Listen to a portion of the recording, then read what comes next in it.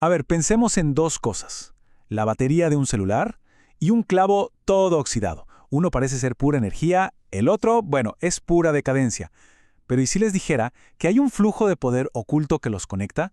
Hoy vamos a descubrir justamente eso, esa fuerza invisible que moldea nuestro mundo. A simple vista, uno diría que nada. No podrían ser más distintos. Uno es la chispa que le da vida a nuestra tecnología, el otro es la lenta y silenciosa descomposición del metal.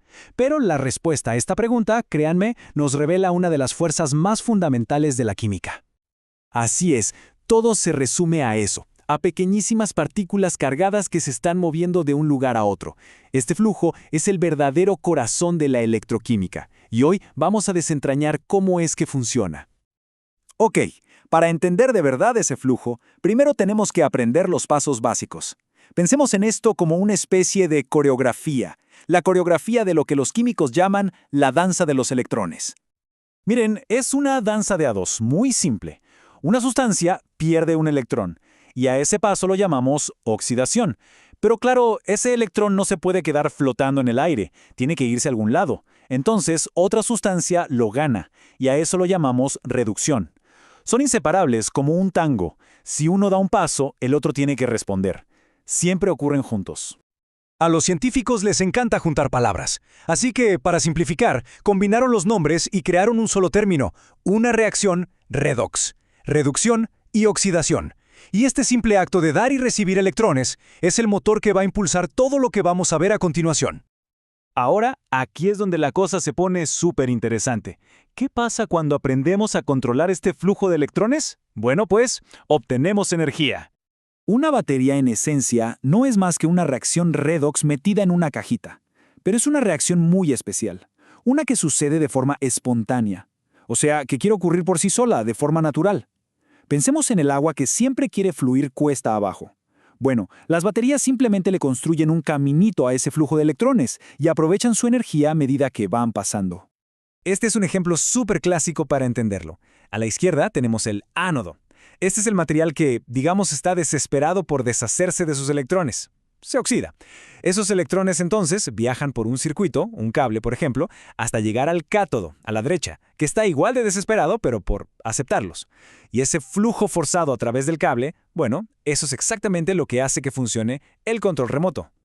Así que en resumen, una batería es como una cascada de electrones, pero diseñada a la perfección.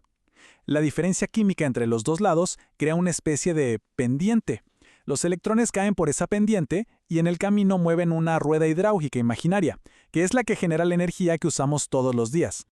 Esta es una pregunta clave. A ver, si los electrones fluyen naturalmente en una dirección y producen energía, ¿qué pasaría si intentamos forzarlos a ir en contra de la corriente? ¿Se puede? Pues la respuesta es que sí, y eso nos lleva a la electrólisis, que es literalmente el proceso opuesto al de una batería. Es como rebobinar la película. En la electrólisis lo que hacemos es tomar una reacción que no ocurriría por sí sola y a la fuerza, aplicándole electricidad, la obligamos a que suceda. En lugar de tener una cascada que genera energía, ahora estamos usando una bomba de energía para empujar a los electrones cuesta arriba. Esta comparación lo deja todo clarísimo. A la izquierda, una batería. Aprovecha una reacción que es espontánea para producir electricidad, o sea, convierte energía química en eléctrica. Y a la derecha, la electrólisis, que usa electricidad para forzar una reacción no espontánea, convirtiendo la energía eléctrica de nuevo en química. Son un reflejo perfecto el uno del otro. Y ahora, con todo esto que ya sabemos, volvemos a la pregunta del principio. Ya vimos el flujo de electrones controlado y el forzado. Pero, ¿qué pasa cuando este flujo ocurre sin control y de forma destructiva? Bueno, ahí tenemos el óxido. Esta frase es buenísima porque lo resume todo. El óxido que vemos en un metal no es solo una mancha superficial, no. Es el resultado de millones y millones de baterías microscópicas funcionando mal, comiéndose el material en el proceso. Es que el proceso es inquietantemente parecido al de una batería. En una parte del hierro, la zona anódica, el metal se oxida y ¡pum!, libera electrones. Esos electrones viajan a través del mismo metal hasta otra zona, la catódica, donde el oxígeno del aire los recibe encantado. Esta reacción completa el circuito y crea ese compuesto que todos conocemos como óxido. Creo que esta es la mejor analogía. Si una batería es una cascada controlada, la corrosión es una tubería rota. Es el mismo principio, el mismo flujo de electrones, pero en lugar de generar energía útil, simplemente está degradando y destruyendo la estructura. Entonces, si entendemos que la corrosión es un proceso electroquímico, también podemos usar los mismos principios de la electroquímica para combatirla. Y ahí es donde se pone bueno. Hay varias formas inteligentes de frenar este flujo indeseado. La más simple es una barrera física, como la pintura, que impide que el oxígeno y el agua toquen el metal. Pero hay métodos más ingeniosos, como la protección catódica. Esto es genial. Básicamente, se conecta a un metal de sacrificio que es más reactivo, y este se oxida en lugar del metal que queremos proteger. Se sacrifica por él. Y por último, podemos cambiar la receta del metal, creando aleaciones como el acero inoxidable, que ya de por sí son súper resistentes.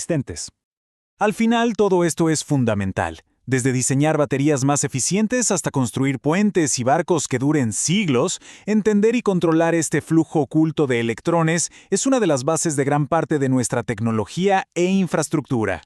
La próxima vez que alguien use su celular o vea un tornillo oxidado, recuerden esta danza invisible de los electrones. Este flujo está en todas partes, creando y destruyendo nuestro mundo en silencio. La pregunta que queda en el aire es, ¿en qué otros lugares está ocurriendo? ¿Y cómo podemos aprender a controlarlo a nuestro favor?